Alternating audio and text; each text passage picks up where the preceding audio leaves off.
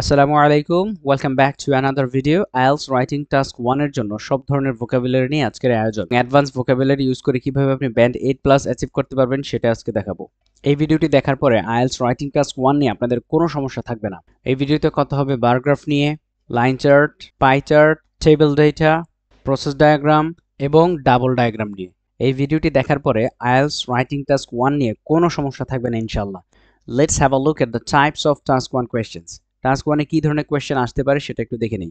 IELTS writing task 1 এ প্রথমে আসতে পারে লাইন গ্রাফ। লাইন গ্রাফটা এরকম একটু দেখে নেন। তারপরে হচ্ছে বার গ্রাফ। বার গ্রাফটা এরকম দেখে নেন। এটাকে অনেকে কলাম চার্টও বলে। এরপরে আছে আমাদের পাই চার্ট। পাই চার্টটা হচ্ছে পিৎজার বিভিন্ন স্লাইসের মতো আর কি, হ্যাঁ? এটা দুইটা আসতে পারে, তিনটা আসতে পারে, চারটাও আসতে পারে। এরপর হচ্ছে টেবিল ডায়াগ্রাম বা টেবিল ডেটা। একটা টেবিলে ডিফারেন্ট ইনফরমেশন থাকবে, প্রপোর্শন, পার্সেন্টেজ ইত্যাদি ডেটা থাকবে, সেগুলোকে সুন্দর করে ডিলিনিয়েট করতে হবে। মিক্স চার্ট অথবা ডাবল ডায়াগ্রাম বলতে পারি। সেটা যেমন একটা একটা টেবিল থাকতে পারে, একটা পাই চার্ট থাকতে পারে, একটা লাইন গ্রাফ, একটা টেবল, একটা পাই চার্ট, একটা টেবল, এরকম থাকতে পারে কি মিক্স চার্ট। এরপর হচ্ছে ম্যাপ থাকতে পারে। ম্যাপটা খুবই ইজি। একটা ম্যাপে কি কি থাকে? নাও মানে হচ্ছে বর্তমান চিত্র প্লাস হচ্ছে প্ল্যান, মানে ভবিষ্যতে এরকম করা হবে, অথবা অতীতে করা হয়েছিল এরকম, অতীতে ছিল এরকম, ফিউচার এরকম হবে। তো এই ধরনের আপনার ম্যাপ থাকতে পারে, সেগুলোকে সুন্দর করে ডেসক্রাইব করতে হবে। এরপরে আছে আমাদের প্রসেস ডায়াগ্রাম। এটা খুবই ইজি। এই প্রসেস ডায়াগ্রাম দুই রকম হয়, একটা হচ্ছে সিক্লিক্যাল, একটা হচ্ছে লিনিয়ার। সিক্লিক মানে হচ্ছে যেটা সাইকেলের মতো ঘুরে আবার নতুন করে শুরু হয়, আর লিনিয়ার মানে হচ্ছে যেটা শেষ হয়, শুরু থেকে শেষ হয়ে যায়, আর নতুন করে সাইকেলের মতো হয় না। সো প্রসেস ডায়াগ্রামের চিত্র এরকম হতে পারে, একটু দেখে নিতে পারেন। তো যাই হোক, যে কোনো ধরনের টাস্ক 1ই আসুক না কেন আপনার জন্য একদম পানি ভাত হয়ে যাবে, একদমই ইজি হয়ে যাবে। মনোযোগ সহকারে দেখতে থাকুন। So vocabulary for introduction part. আমরা জানি সব ধরনের টাস্ক 1 এর একটা স্ট্রাকচারই ফলো করা হয়, এর জন্য আলাদা আলাদা কোনো স্ট্রাকচার নেই। প্রথমে আমরা ইন্ট্রোডাকশন লিখবো। ইন্ট্রোতে আমরা কি করব? প্যারাফ্রেজ করব। এরপর হচ্ছে ওভারঅল সেন্টেন্স। এই ওভারঅল প্যারাগ্রাফের মধ্যে আমরা পুরো সামারিটা লিখে দেবো, দুই এক কথায় পুরো ডায়াগ্রাম দিয়ে কি বোঝানো হচ্ছে মেইন মেসেজটা দিয়ে দেবো। কি ট্রেন্ড যেটা আছে, মূল মূল ট্রেন্ড, সেটা নিয়ে কথা বলে দেব। আর বডি প্যারাগ্রাফ 1, এখানে আমরা এক থেকে দুইটা ট্রেন্ড নিয়ে আলোচনা করব। আর বিপি 2 তে আমরা আরো দুইটা বা তিনটা আলোচনা করে দেব। সো এইভাবে আমরা ইন্ট্রো, ওভারঅল অথবা বডি 1, বডি 2 এভাবে লিখব। এখন আমরা ইন্ট্রোতে কি ধরনের ভোকাবুলারি লিখবো সেটা নিয়ে একটু কথা বলে দিই। খেয়াল করেন, এখানে হচ্ছে স্টার্টিং, তারপর হচ্ছে প্রেজেন্টেশন টাইপ, তারপর হচ্ছে ভার্ব, এরপর হচ্ছে ডেসক্রিপশন। যেমন আপনি স্টার্টিংটা শুরু করতে পারেন যে দা দিয়ে, the diagram shows the comparison of dot dot dot dot dot, এটা বলতে পারেন। অথবা অথবা আপনি বলতে পারেন যে the given table represents the differences between dot dot dot dot. আপনার যে ইনফরমেশন থাকে সেটা নিয়ে আপনি কথা বলবেন। তারপর হচ্ছে দ্য প্রেজেন্টেড ফিগার ডেপিক্টস অথবা ইলাস্ট্রেটস, আপনি যে কোনো একটা নিতে পারেন। তার মানে এখান থেকে একটা, এখান থেকে একটা, এখান থেকে একটা, এখান থেকে একটা, এই চারটা থেকে চারটা নিয়ে আপনি সুন্দর করে প্যারাফ্রেজ করে দিবেন। যে ডায়াগ্রামটা থাকবে সেটা সুন্দর করে লিখে দিবেন। ক্লিয়ার? যদি আপনার পাই চার্ট থাকে সেক্ষেত্রে আপনি লিখবেন কি? The given pie chart illustrates. Clear? তাহলে আপনি বললেন the given pie chart illustrates the differences অথবা দ্য কম্প্যারিজন অথবা the trend of the percentage of. আপনার যেই রিলেটেড কোয়েশ্চেনটা আসে সেই রিলেটেড ইনফরমেশন আপনি এখানে দিয়ে দিবেন। ক্লিয়ার? গ্রিন কালারটা একটু দেখেন, আপনি দেখবেন যে এটা দা, তাহলে কি হবে? দা থাকতে পারে, দা দিতে পারেন, দ্য গিভেন দিতে পারেন, দ্য প্রেজেন্টেড অথবা দ্য শোন, দ্য প্রোভাইডেড দিতে পারেন। এরপর দিতে পারেন diagram, table, figure, illustration, graph, chart, flow chart, picture, pie chart, bar graph, column graph, line graph, table data, process diagram, map, pie chart and table, bar graph and pie chart. মানে যেই ধরনের presentation type থাকুক না কেন আপনি এখান থেকে যে কোনো একটা চুজ করে নেবেন based on the question that you got in your IELTS task 1. এরপর হচ্ছে verb। verb কি দিবেন? shows দিতে পারেন, represents দিতে পারেন, depicts দিতে পারেন, illustrates দিতে পারেন, presents দিতে পারেন, gives দিতে পারেন, provides দিতে পারেন, outlines, describes, delineates, expresses, denotes, compares, contrasts, indicates, demonstrates। তো এখান থেকে যে কোনো একটা আপনি চুজ করবেন। এরপর হচ্ছে ডেসক্রিপশনে কি দিবেন? আপনার যে টাস্ক 1 এর যে কোয়েশ্চেনটা থাকবে সেটা যদি কোনো কম্প্যারিজন থাকে তাহলে আপনি দিবেন the comparison of dot dot dot. তারপর যদি কোনো পার্থক্য নির্ণয় করার জন্য থাকে তাহলে আপনি দিবেন ডিফারেন্সেস। ইনফরমেশন যদি থাকে information on, amount of, data about, comparative data, the trend of, the percentage of, the ratio of, how, the dash. এটা মূলত আমরা সাধারণত প্রসেস ডায়াগ্রামে ইউজ করি। এখন আপনার জন্য একটা কুইজ।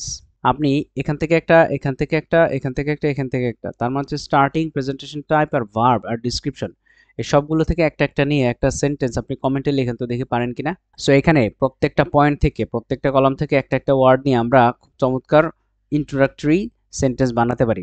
সেগুলো কি এক্সাম্পল দেখেন।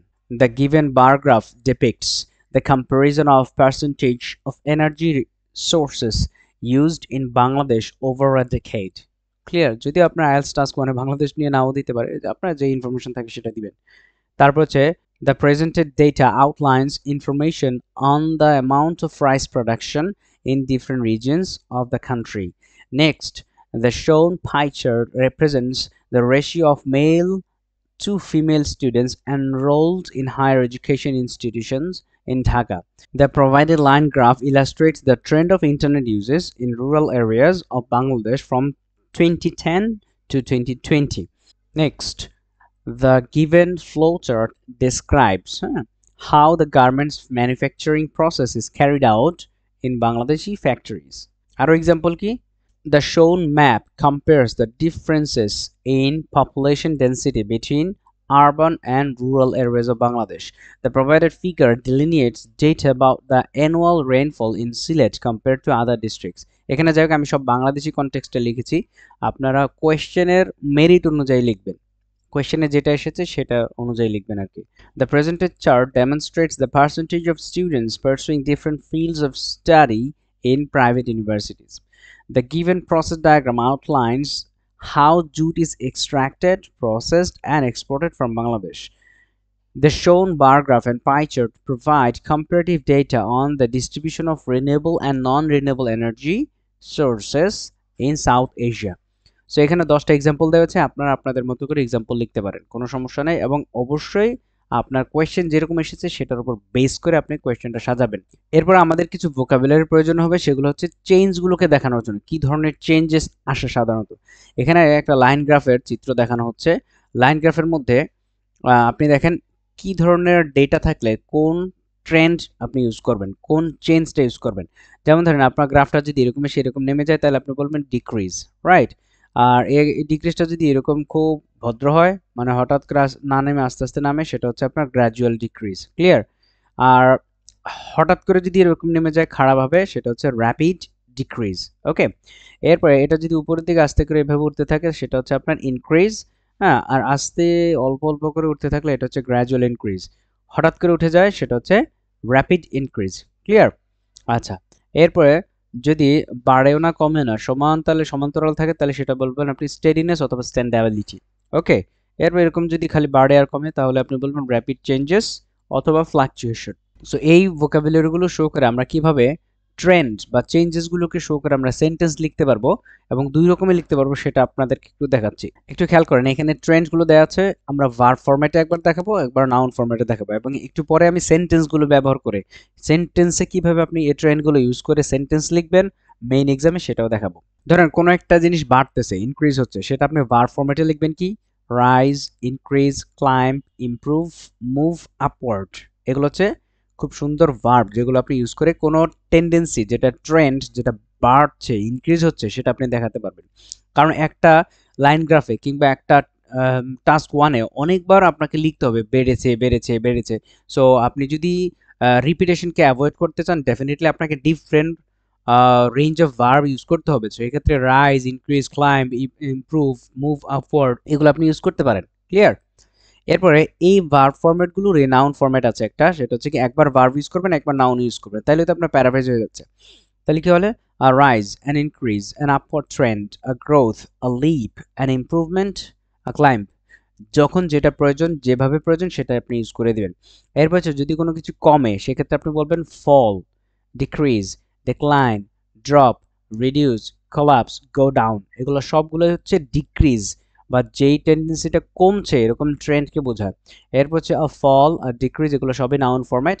আর reduction, a downward trend, a decline, a drop, a collapse এগুলো হচ্ছে নাউন ফরম্যাটে আছে। এগুলো আপনারা নাউন ফরম্যাট ইউজ করবেন, এবং একটু পরে আমি এক্সাম্পল দেখাবো, একটা ভার্ব ফরম্যাটে দেখাবো, একটা নাউন ফরম্যাটে দেখাবো, একটু ওয়েট করেন। স্টেডিনেস, রিমেইন আনচেঞ্জড। স্টেডিনেস মানে কি অপরিবর্তিত, একদম শিথিল ছিল এরকম।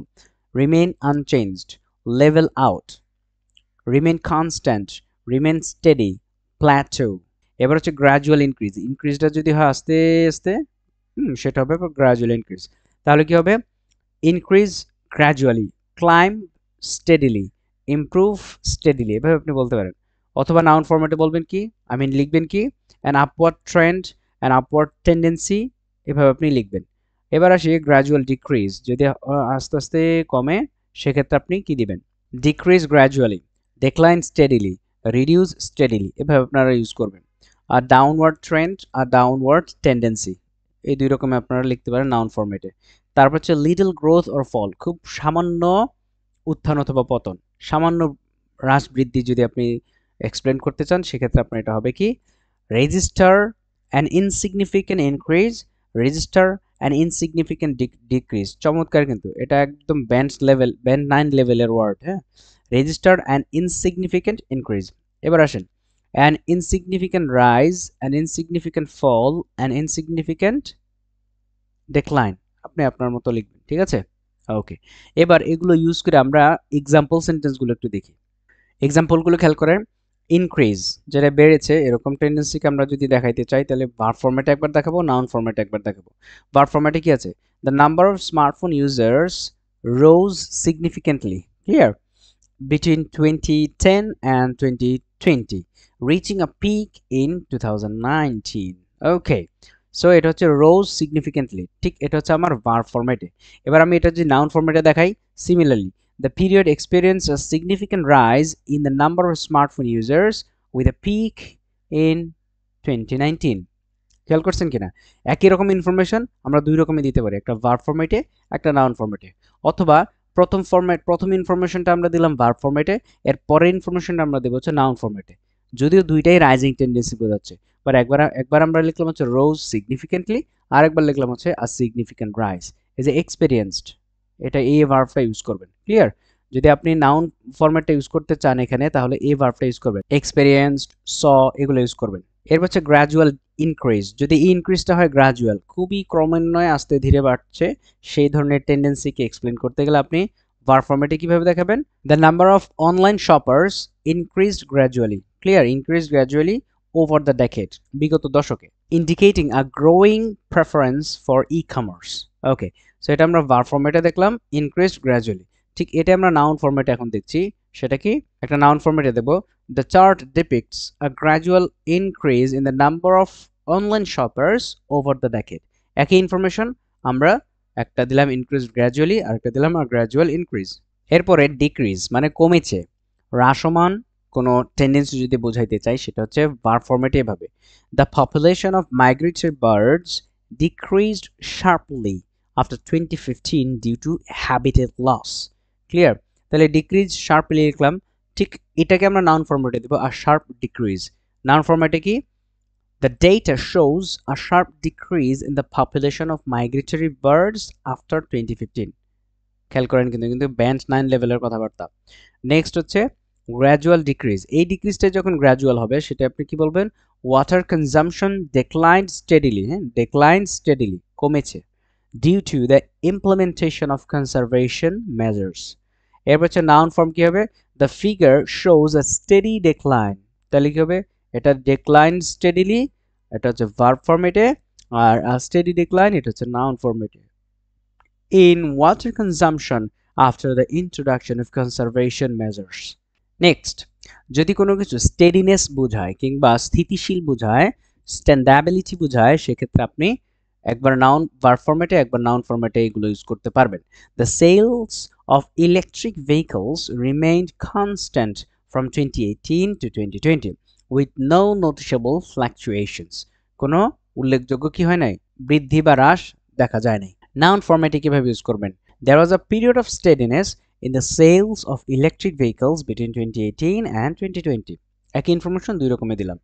নেক্সট, লিটল গ্রোথ অর ফল, খুব সামান্য হ্রাস বৃদ্ধি যদি হয় সেক্ষেত্রে আপনি ভার্ব ফরম্যাটে ইউজ করবেন। The revenue of small businesses, ছোট বিজনেসের যে revenue, registered an insignificant growth, খুব কম বেড়েছে, in the first quarter of 2023। এরপর দিতে পারেন নাউন ফরম্যাটে কিভাবে? The data illustrates an insignificant rise, খুব সামান্য বৃদ্ধি, in the revenue of small businesses during the first quarter of 2023। একই ইনফরমেশন দুই রকমে দিতে পারবেন, অথবা একটা ইনফরমেশন আপনি ভার্ব ফরম্যাটে দিলেন আর একটা ইনফরমেশন আপনি নাউন ফরম্যাটে দিলেন, বাট দুইটাই লিটল গ্রোথ বোঝাচ্ছে। ক্লিয়ার? রিপিটেশনটাকে অ্যাভয়েড করতে পারলেন, চমৎকার কিন্তু। এতক্ষণ তো আমরা দেখলাম হচ্ছে নাউন এবং ভার্ব ফরম্যাটের। এবার আমরা দেখব অ্যাডভার্বস এবং অ্যাডজেক্টিভের ভ্যারিয়েশনসটা কিভাবে ইউজ করতে পারি। যেমন আমরা যদি র্যাপিড চেঞ্জের কথা বলি, সেক্ষেত্রে আমরা অ্যাডজেক্টিভগুলো কি কি ইউজ করতে পারি? Dramatic, rapid, sharp, quick, significant, considerable, substantial, noticeable. এই অ্যাডজেক্টিভগুলো আমরা নাউনের আগে ইউজ করতে পারি। ক্লিয়ার? যদি আমরা দেখেন চেঞ্জ, তাহলে কি হবে? ড্রামাটিক চেঞ্জ, অথবা গ্রোথ যদি হয় তাহলে ড্রামাটিক গ্রোথ, ড্রামাটিক ইনক্রিজ, এরকম করে ইউজ করবো আর কি। অ্যাডভার্ব ফরম্যাটে কিভাবে ইউজ করবো খেয়াল করেন। ড্রামাটিক্যালি, র্যাপিডলি, শার্পলি, কুইকলি, মানে এগুলোর সাথে একটা করে ly দিয়ে দেবো। ক্লিয়ার? তাহলে significantly, considerably, substantially, noticeably. Clear? তো অ্যাডভার্ব যদি ইউজ করবো তাহলে আমরা ভার্ব ইউজ করবো, আর অ্যাডজেক্টিভ যদি ইউজ করবো তাহলে আমরা নাউন ইউজ করবো এখানে। তাহলে নাউনের সাথে অ্যাডজেক্টিভ দেবো আর ভার্বের সাথে অ্যাডভার্ব দেবো। সিম্পল। এবার আসি মডারেট চেঞ্জ হয়, বা মডারেট যদি চেঞ্জ হয়, খুব শার্প না, গ্র্যাজুয়াল যেটা, তাহলে moderate, gradual, progressive. Moderately, gradually, progressively. খেয়াল করেন, এগুলো দিয়ে এক্সাম্পল আমি একটু পরে দিচ্ছি, ওয়েট করেন। স্টেডি চেঞ্জ, তাহলে স্টেনটা হবে স্টেডি, স্টেডি গ্রোথ অথবা স্টেডি ফল, আপনি আপনার মতো করে দিতে পারেন। স্টেডিলি।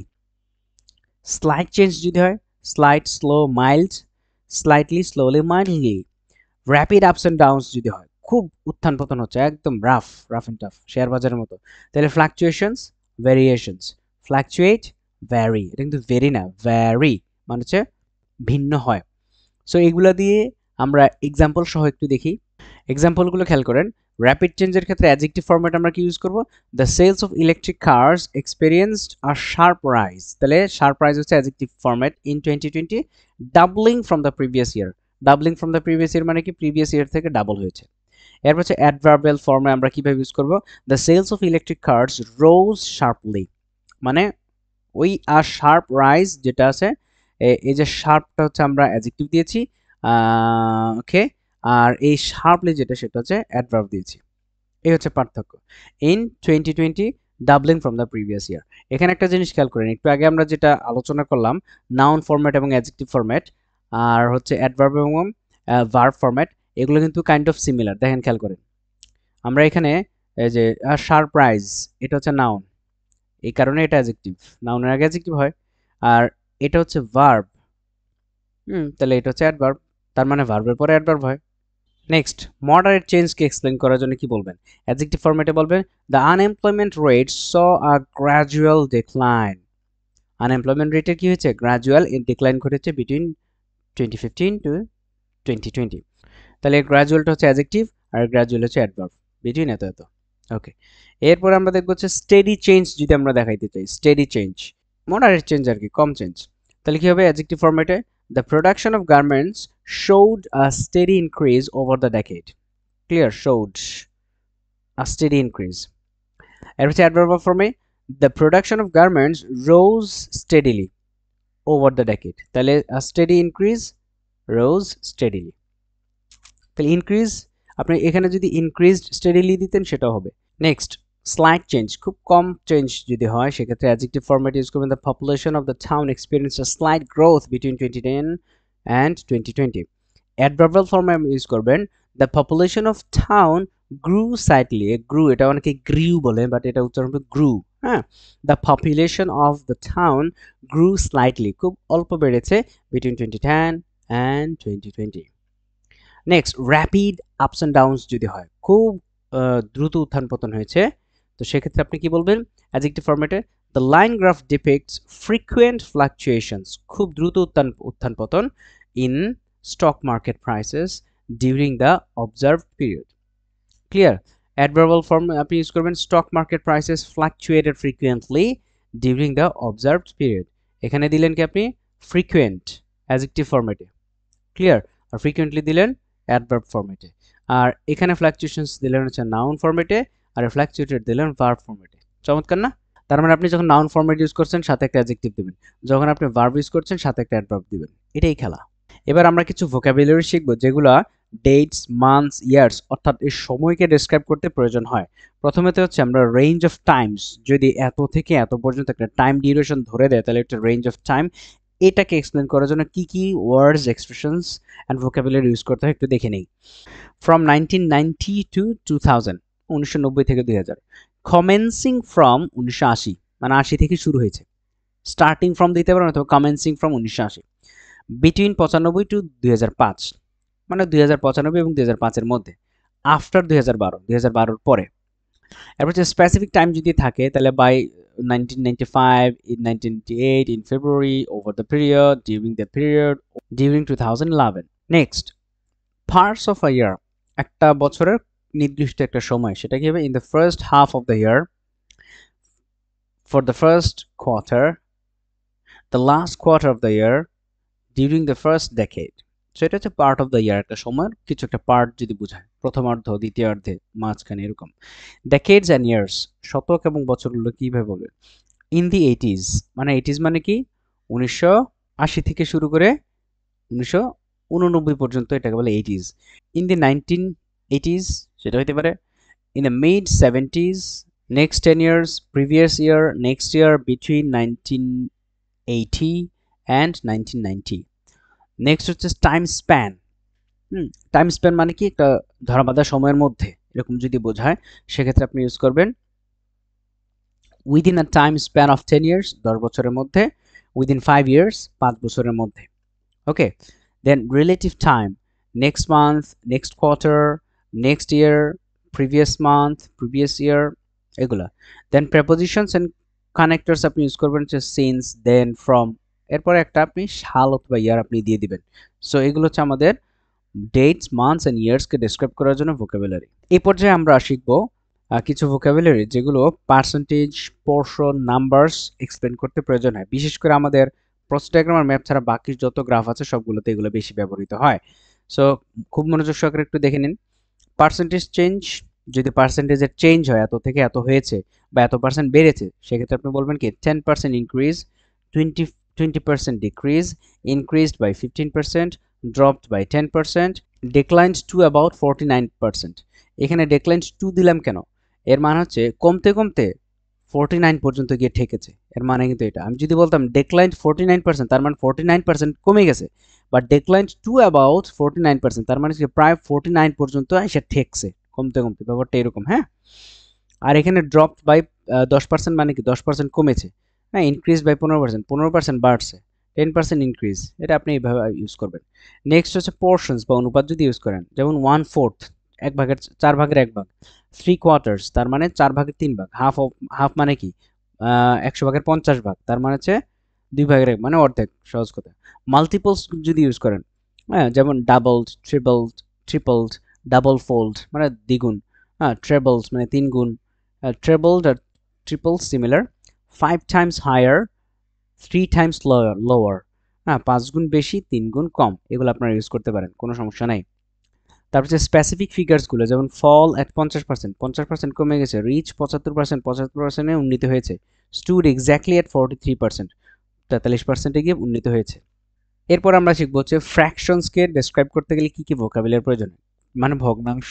যেমন 4% যদি কোনো ডেটার মধ্যে থাকে, সেক্ষেত্রে আপনি বলতে পারেন a tiny fraction, only a tiny fraction about 4%। তাহলে টাইনি ফ্র্যাকশনটা দিয়ে এখানে কমা দিয়ে এই টাইনি ফ্র্যাকশনটা কি এক্সপ্লেন করে দিলেন, 4%।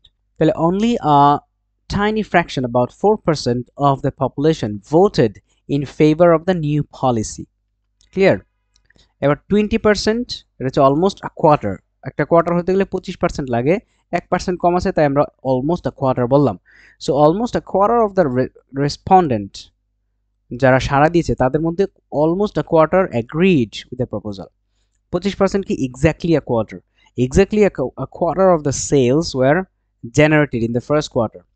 নেক্সট হচ্ছে 26 হচ্ছে আমার কোয়ার্টার থেকে একটু বেশি, তাহলে আমরা কি বলবো, রাফলি 1 কোয়ার্টার, মানে একটু বেশি কম আর কি। হ্যাঁ, the survey showed that roughly 1/4, I mean 26% of students prefer online classes. Next, 26%, এর মানে হচ্ছে এটা 25% থেকে 1% বেশি, তার মানে হচ্ছে রাফলি 1/4, মানে কম বেশি 1/4। দ্য সার্ভে শোড দ্যাট রাফলি 1/4 সেটা হচ্ছে 26%, দুই পাশে দুইটা কমা দিতে হবে, of students prefer online classes, এগুলো হচ্ছে ব্যান্ড 9 স্ট্রাকচার। নেক্সট 32%, তার মানে নিয়ারলি 1/3 হতে গেলে আমাদের প্রয়োজন হয় 33.33%, তাই তো? তো এর মানে হচ্ছে এটা 1/3, বাট এখানে হচ্ছে 32%, তার মানে 1% কম আছে, তো আপনি এই জন্য বলবেন কি nearly 1/3। Nearly 1/3 of the participants সেটা কি 32%, আপনি ব্র্যাকেটও দিতে পারেন অথবা দুই পাশে দুটো কমা দিয়ে 32% লিখে দিতে পারেন, expressed dissatisfaction with the service. Now 49% হচ্ছে কি, এটা হচ্ছে অর্ধেকের একটু কম, তাহলে অ্যারাউন্ড হাফ মানে প্রায় কাছাকাছি, মানে অর্ধেক, around half, I mean 49% of the energy consumption came from renewable sources. Next, exactly a half মানে 50%, exactly a half of the respondents were female, 51% কি just over half সেটা যদি 51% হয় of the total revenue was generated from exports.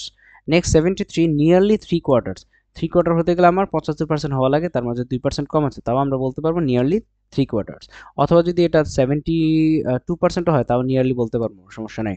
Nearly 3/4 of the surveyed population সেটা কি 73% supported the new initiative. Next 77% মানে approximately 3/4, approximately মানে কি 2% আমার প্লাস আছে, বেশি আছে, তাও আমরা অ্যাপ্রক্সিমেটলি বললাম প্রায়, approximately 3/4 of the votes 77% were in favor of the amendment মানে সংশোধনীর পক্ষে। নেক্সট 79% well over 3/4 মানে well over মানে কি আমার 3/4 হইতে গেলে 75 লাগছে, তার থেকে আরো 4% বেশি আছে, তার মানে একদম খুব ভালোভাবেই বেশি, well over 3/4 সেটা কি 79% of the company's profit came from international sales. Next যদি কোনো প্রপোর্শন বা অনুপাত যদি আপনি বুঝাইতে চান সেক্ষেত্রে আপনি 22% কে আপনি বলতে পারেন a tiny portion, only a tiny portion সেটা কি 2% of the budget was allocated for the research and development. 4% কে আপনি কি বলতে পারেন an insignificant proportion সেটা কি an insignificant proportion of the revenue, just 4% came from the sponsorship. 16% মানে হচ্ছে a small minority, 16% of the participants disagreed with the proposed changes. 70%, a large proportion of the population, দেখেন আপনি যদি শুধুমাত্র বলতেন যে 70% অফ আপনি যদি বলতেন যে 70% of the population 70% of the population supports, এখানে একটু খেয়াল করেন, একটা জিনিস খুব মনোযোগ সহকারে খেয়াল করেন, এখানে সাবজেক্ট বা এগ্রিমেন্টের একটা গ্রামাটিক্যাল খেলা আছে, সেটা কি এই দেখেন পার্সেন্টেজ 70% অফ দ্য পপুলেশন, অনেক বড় পপুলেশন না, বাট যত বড় পপুলেশনই হোক না কেন এই পার্সেন্টেজ আপনার দেখার বিষয় না, পার্সেন্টেজের পরে যে ব্যাপারটা সেটা যদি সিঙ্গুলার হয় ভার্ব সিঙ্গুলার হবে, এটা যদি প্লুরাল হয় তাহলে ভার্ব প্লুরাল হবে, এই খেলাটা আপনাকে বুঝতে হবে, ক্লিয়ার? তাহলে 70% কি পপুলেশন, আপনি মনে হয় 70% তো অনেক, কিন্তু 70% অনেক হইলেও পপুলেশনটা কি সিঙ্গুলার, তাহলে আমাকে এখানে সাপোর্ট সিঙ্গুলার ভার্ব ইউজ করতে হবে। যদি এই 70% অফ পপুলেশন না দিয়ে আমরা যদি পিপল দিতাম তাহলে সাপোর্ট হইতো, clear? So be very careful, আপনার পার্সেন্টেজ যতই হোক না কেন, কম বেশি হোক না কেন, আপনি যদি 2% পিপল দেন তাহলে কিন্তু এখানে সাপোর্ট হবে, ক্লিয়ার? আর 20 মানে 100% অফ দ্য পপুলেশন হন তাও সাপোর্টস হবে, তার মানে কি আপনার পার্সেন্টেজ কত এটার উপর ডিপেন্ড করে না, ডিপেন্ড করেছে পার্সেন্টেজটা কিসের সেটার উপর ডিপেন্ড করেছে ভার্ব কি সিঙ্গুলার হবে না প্লুরাল হবে, ক্লিয়ার? সাবজেক্ট ভার্ব এগ্রিমেন্টের উপর আই মিন আইএলটিএস এর গ্রামারের উপর একটা ক্লাস হবে খুব রিসেন্টলি, ওয়েট করতে থাকেন। তাহলে 70% a large proportion, আরেকটা জিনিস খেয়াল করেন, আপনি যদি জাস্ট বলে দিতেন 70% of population supports the government's decision, সরকারের সিদ্ধান্ত মাত্র 70% মানুষ গ্রহণ করেছে, আচ্ছা ফাইন, এখন আপনি এই লার্জ প্রপোর্শনটা বললেন না, না বললে কি হবে 1 2 3 4 5 6, এই 6টা ওয়ার্ড কিন্তু আপনার কমে গেল। এমনিতে আপনি দেখবেন যে 150টা ওয়ার্ড মিলানোটা অনেক সময় টাফ হয়ে যায় টাস্ক 1-এ, সো এটা যদি আপনি দেন তাহলে 6টা এক্সট্রা ওয়ার্ড আপনি ইউজ করলেন, ওয়ার্ড লিমিটও ধরা খাবেন না, সেক্ষেত্রে 70% অ্যাড করে দিলেন, হ্যাঁ আপনার খেল খতম, পয়সা হজম, ব্যাপারটা কিন্তু মজার, right? Okay, then 72% a significant majority, এটা আপনি বলতে পারেন a significant majority of the employees সেটা কি 72% expressed satisfaction with their jobs. Next 89%, a very large proportion, এটা কি খুব অনেক বড় একটা অংশ, right? a very large proportion সেটা কি 89%, দুই পাশে কমা দিতে হবে, of the students successfully completed their program. এরপর আমরা শিখব অ্যাপ্রক্সিমেশন রিলেটেড কিছু ওয়ার্ডস এন্ড ফ্রেজ। এটা মানে কি যখন আমরা কোনো কিছু নিশ্চিত না আমরা বলি যে প্রায়, সেই ক্ষেত্রে আমাদের কিছু ওয়ার্ডস এন্ড এক্সপ্রেশনস প্রয়োজন।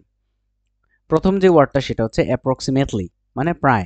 The number of visitors to the museum was approximately, মানে 200,000 আর কি। হ্যাঁ, সো এখন এটা আপনি কোথায় পাবেন? কিছু কিছু বার গ্রাফে দেখবেন যে হ্যাঁ অ্যাকুরেট বলা যাচ্ছে না কত পার্সেন্ট, সেটা 42% নাকি 45%, কারণ উপরে একটা দাগ আছে, ওই দাগ পর্যন্ত গেলে হয়তো 45% হইতো, কিন্তু ওই দাগ পর্যন্ত যায় না, তার মানে এখানে গিয়ে থেমে গেছে, তার মানে আপনার 42 না 43 আপনি বলতে পারতেছেন না, তো সেক্ষেত্রে আপনি বলতে পারেন যে অ্যাপ্রক্সিমেটলি 42%। ক্লিয়ার?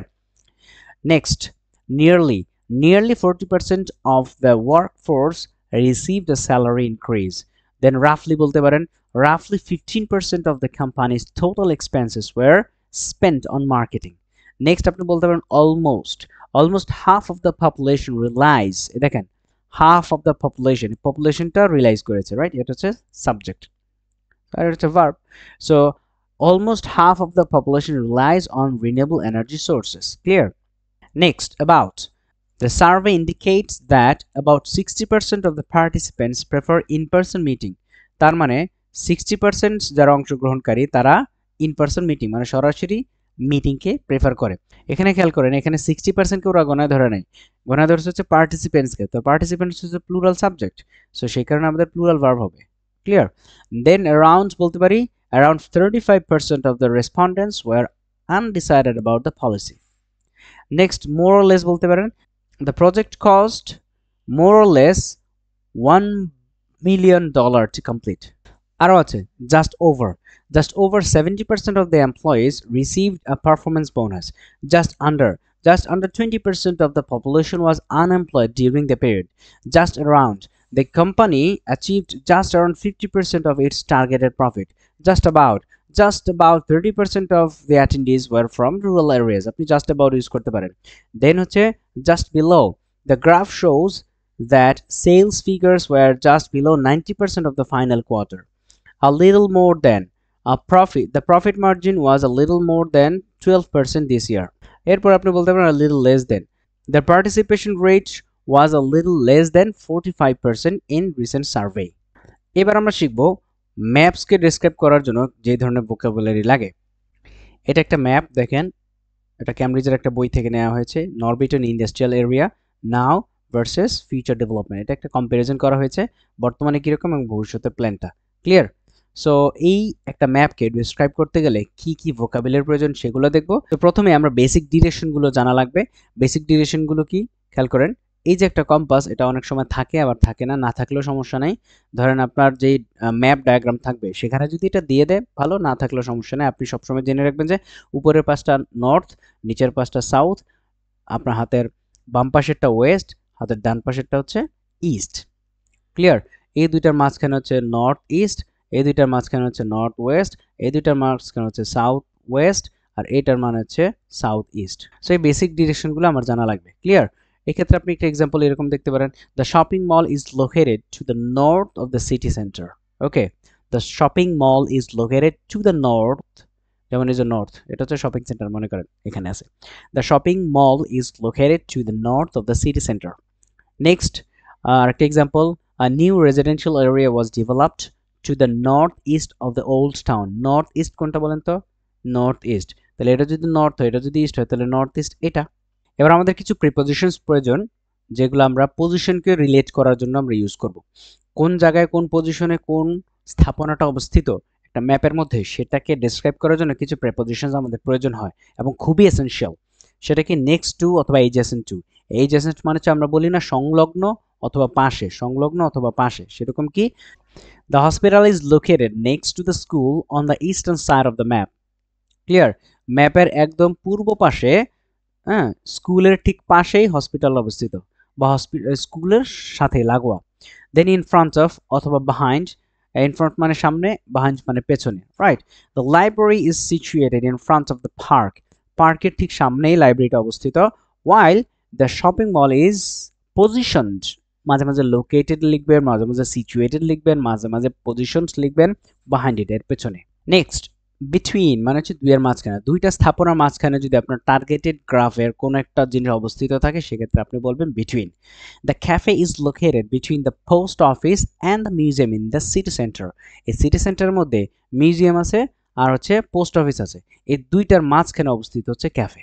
দেন অপোজিট, অপোজিট মানে বিপরীত। The train station is situated opposite the main market square on the western side of the map.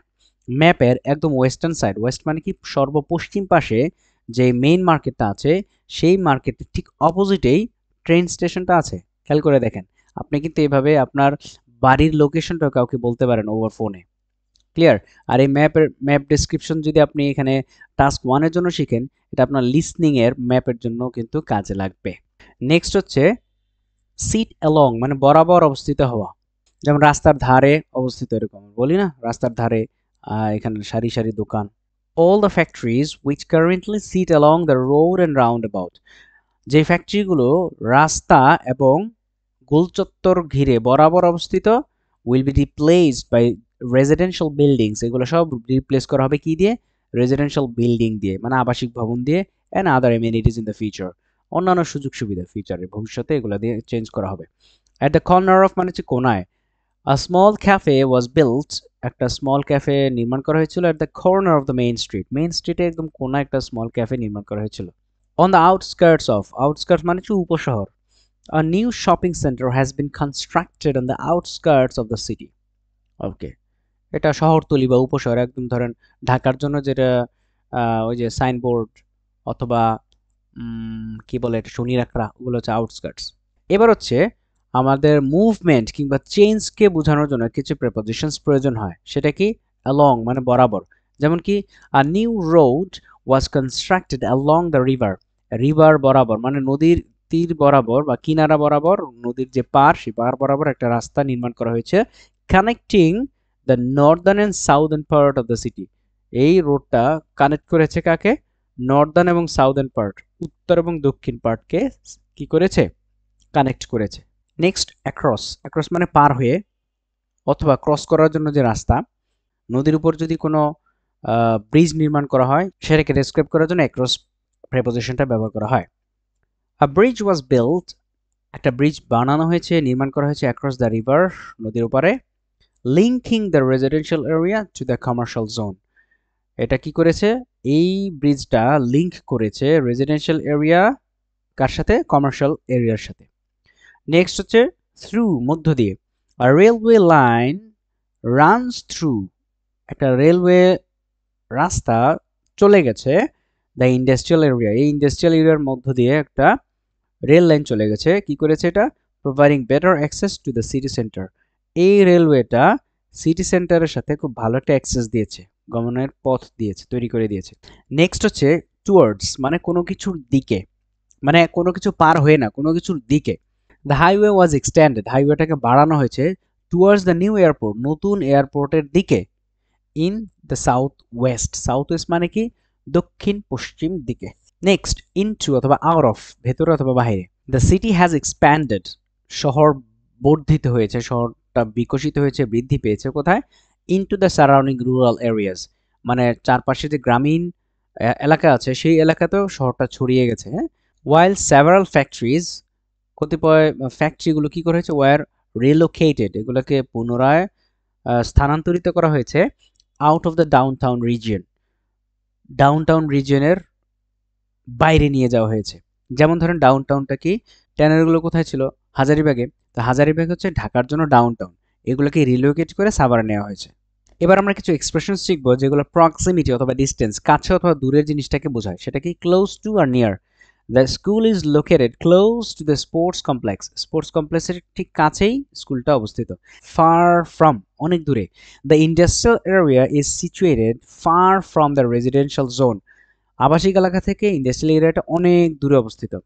Describing changes, চেঞ্জগুলোকে describe করার জন্য আমাদের কিছু প্রেপোজিশনস বা কিছু ওয়ার্ডস অ্যান্ড এক্সপ্রেশনস প্রয়োজন হয়। সেগুলো কি? নাম্বার 1, কনভার্টেড ইনটু অথবা ট্রান্সফর্মড ইনটু, পরিবর্তিত হয়েছে বা রূপান্তরিত হয়েছে। যেমন কি? The Norbiton industrial area will be transformed into a residential one অথবা রেসিডেন্সিয়াল জোন। নরবিটন যে ইন্ডাস্ট্রিয়াল এরিয়া আছে সেটা সম্পূর্ণ আবাসিক এরিয়াতে রূপান্তরিত হয়েছে। সো এক্ষেত্রে আপনি বলবেন ট্রান্সফর্মড ইনটু অথবা converted into. Next, replaced by, পরিবর্তিত হয়েছে। All the factories which currently sit along the road and the roundabout, এই এক্সাম্পলটা একটু আগেও দিয়েছি, will be replaced by, এগুলো কি হবে? রিপ্লেস করা হবে by residential buildings, তার মানে এই ফ্যাক্টরিগুলোকে রেজিডেন্সিয়াল বিল্ডিং দ্বারা পরিবর্তিত করা হচ্ছে। তার মানে যেগুলো আগে ফ্যাক্টরির জন্য ব্যবহার করা হতো সেই বিল্ডিংগুলো এখন আবাসিক বিল্ডিংয়ে পরিণত হবে। এক্সপ্যান্ডেড অথবা রিডিউসড, সম্প্রসারিত অথবা সংকুচিত হওয়া এরকম। The school playground was expanded to accommodate more students.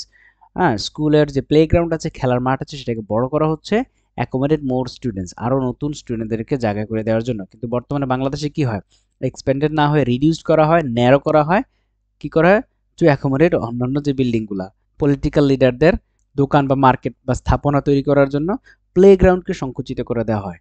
I really Bangladesh politics, sorry to say.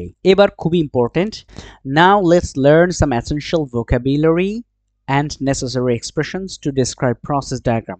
Process ডায়াগ্রামকে এক্সপ্লেন করার জন্য কিছু ভোকাবুলারি অ্যান্ড এক্সপ্রেশনস আমরা শিখব। ক্লিয়ার? প্রসেস ডায়াগ্রামটা দুই রকম, যেটা একটু আগেও বলেছি, সেটা হচ্ছে একটা লিনিয়ার, একটা হচ্ছে সিক্লিক্যাল। এটা হচ্ছে একটা লিনিয়ার প্রসেস, যেমন আপনার এখানে দেখেন এই ডায়াগ্রামটা হচ্ছে সুগার কিভাবে তৈরি করা হয় সুগার কেন থেকে, মানে আখ থেকে কিভাবে চিনি তৈরি করা হয় সেটা একটা প্রসেস দেখাচ্ছে।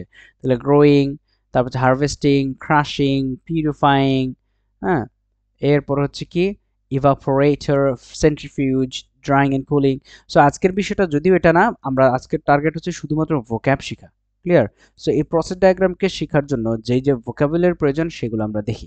এক নম্বর হচ্ছে জেনারেল কিছু ভোকাবুলারির প্রয়োজন ফর প্রসেস ডায়াগ্রাম। সেটা কি, আপনি যখন একটা প্রসেস ডায়াগ্রামের ইন্ট্রোডাকশন লিখবেন সেক্ষেত্রে শুরুটা যেভাবে করবেন সেটা আমি আপনাকে দেখাচ্ছি।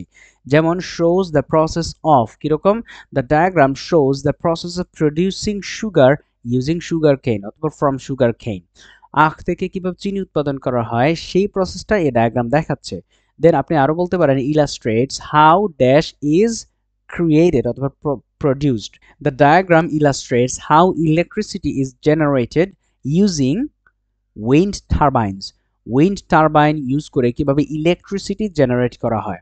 Next, depicts the stages involved in, এটা খুবই চমৎকার একটা expression. The diagram depicts the stages involved in recycling plastic waste. তার মানে এই ডায়াগ্রামটা প্লাস্টিক ওয়েস্ট ব্যবহার করে কিভাবে রিসাইকেল করা হয় সেটা দেখাচ্ছে, সেই স্টেজগুলো দেখাচ্ছে। Next, demonstrates the sequence of steps. Sequence মানে কি, একটার পর আরেকটা যে ধাপগুলো সেগুলো দেখাচ্ছে। The diagram demonstrates the sequence of steps in the production of cement. Cement production দেখাচ্ছে। এগুলো কিন্তু আপনি শিখে রাখেন, কাজে লাগবে। Next, outlines the procedure of. outlines the procedure of. The diagram outlines the procedure. অনেকে এটা বলে প্রসিডিউর, বাট এটা উচ্চারণ রং, আপনি বলতে হবে procedure. The diagram outlines the procedure of purifying water from domestic use. Okay. এবার আমরা কিছু এসেনশিয়াল ভোকাবুলারি শিখব যেগুলো আমাদের একটা প্রসেস ডায়াগ্রামের ডিফারেন্ট স্টেজকে ডেসক্রাইব করতে প্রয়োজন হবে। ফার্স্ট স্টেজ, প্রথম স্টেজগুলো আপনি কিভাবে তুলে ধরবেন? আপনি বলতে পারেন initially, first, the first step involves, সেটা বলতে পারেন। ক্লিয়ার? তাহলে এক্সাম্পল কি দেখেন, initially raw materials are extracted from the ground. মাটি থেকে বা গ্রাউন্ড থেকে র ম্যাটেরিয়ালসগুলো কুড়িয়ে তোলা হয় বা কালেক্ট করা হয়। অথবা আপনি বলতে পারেন ইনিশিয়ালি অথবা the first step involves, like এভাবে বলতে পারেন ইনিশিয়ালি ক্লে অ্যান্ড স্যান্ড আর এক্সকাভেটেড। মাটি এবং বালি কি করা হয়, খনন করা হয় from the ground using heavy machinery. হ্যাঁ, হেভি মেশিনারি ইউজ করে আপনার স্যান্ড এবং ক্লে, মাটি এবং বালি। ইন্টারমিডিয়েট স্টেজেস মানে মাঝখানের যে স্টেজগুলো আছে সেগুলোকে ডেসক্রাইব করতে গেলে এই ভোকাবুলারি ইউজ করতে পারেন।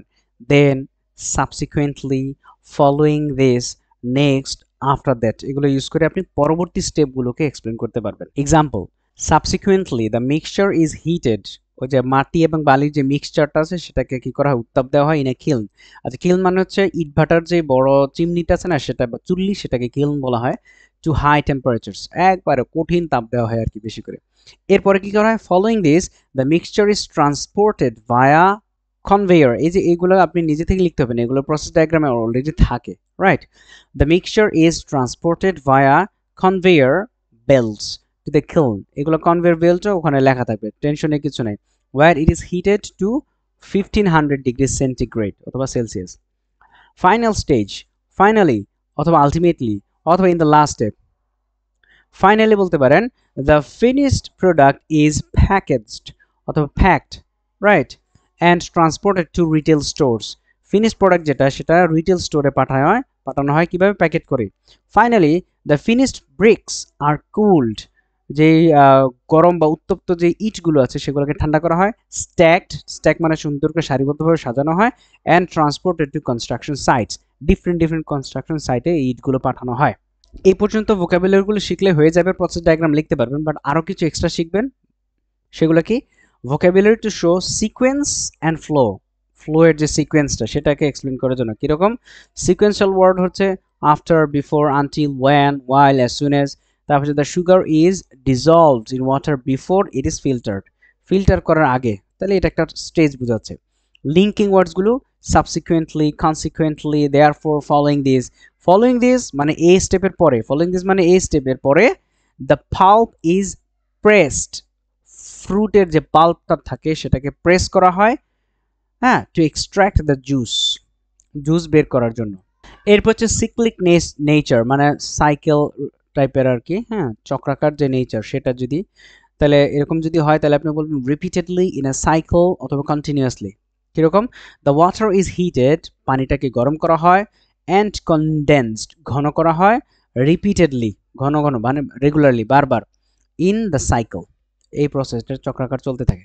দ্য প্রসেস ইজ রিপিটেড সিক্লিক্যালি, এটা চক্রাকারে কি করা হয়? এই প্রসেসটা চলতে থাকে, রিপিট করা হয়। Ensuring a continuous supply of purified ওয়াটারের কন্টিনিউয়াস সাপ্লাইকে নিশ্চিত করার জন্য এই প্রসেসটা কন্টিনিউয়াসলি সিক্লিক্যালি চলতে থাকে চক্রাকারে।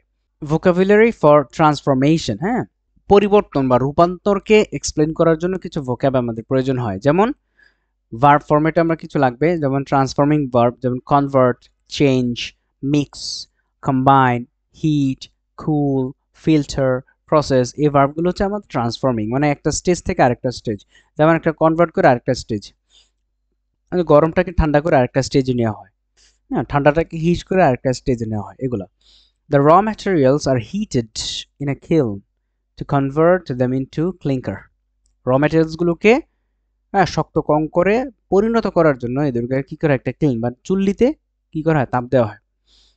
রেজাল্টিং ভার্বস, এই কাজটা করার ফলে কি রেজাল্ট হচ্ছে সেটা কি? Become, turn into, emerge, form, result in. সেটা কি? The heated mixture becomes a fine powder, এই মিক্সচারটা কি হয়? একটা চমৎকার পাউডারে রূপান্তরিত হয়। রেডি ফর প্যাকেজিং, প্যাকেজ করার জন্য রেডি। আরেকটা জিনিস খুবই গুরুত্বপূর্ণ যেটা মনে রাখবেন, যেহেতু আমাদের এই প্রসেস ডায়াগ্রামগুলো ম্যাক্সিমাম ক্ষেত্রে হিউম্যানলি না, মানে ইমপার্সোনাল হয়, সেক্ষেত্রে আমাদের বেশি বেশি প্যাসিভ ভয়েস ইউজ করতে হয়। যেমন দ্য ক্লে ইজ এক্সট্রাক্টেড, এটা কিন্তু একটা প্যাসিভ। এতক্ষণ যে এক্সাম্পলগুলো দিয়েছি সবগুলোই কিন্তু কি? প্যাসিভ ফরম্যাটে দিয়েছি। The clay is extracted from the ground থেকে এগুলোকে এক্সট্রাক্ট করা হয়। And is transported to the factory, এবং ফ্যাক্টরিতে এগুলোকে নিয়ে যাওয়া হয়। তো যাই হোক, আইএলস রাইটিং টাস্ক 1 এর জন্য মূলত এগুলোই ছিল আজকে ভোকাবুলারির আয়োজন। আপনাদের যদি সামান্যতম উপকারে এসে থাকি, চ্যানেলটাকে সাবস্ক্রাইব করবেন, লাইক, কমেন্ট অথবা শেয়ার করে রাখবেন। যাদের এটা প্রয়োজন তাদের সাথে শেয়ার করবেন, বিকজ শেয়ারিং ইজ কেয়ারিং। আর আপনাদের আইএলসের জার্নি খুবই স্মুথ হোক, আপনাদের ডিজায়ার্ড ব্যান্ড অ্যাচিভ করেন। That's all for today. Allah Hafiz.